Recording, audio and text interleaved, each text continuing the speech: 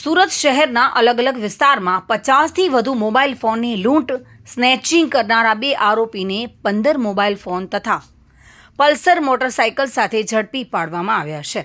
Mobile phone નંગ 15 તથા 2 motorcycle મળીને કુલ 3,50,000 રૂપિયાનો મુદ્દામાલ સાથે ઝડપીને આ બંને શખ્સોની કાયદેસરની કાર્યવાહી હાથ ધરી છે. આ રીતે તેઓએ અગાઉ આશરે 50 જેટલા ગુનાઓને અંજામ આપેલો છે.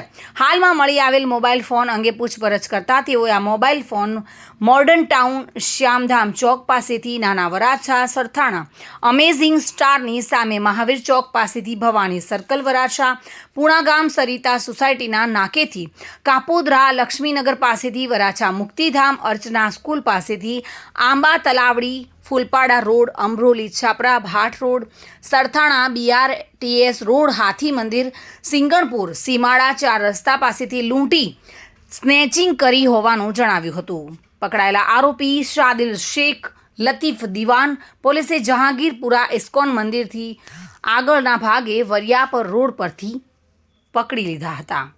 જોકે વધુ તપાસ હાથ ધરવામાં આવી છે. સુનિલ ગાંજાવાલા સાથે bureau report, today Gujarati news.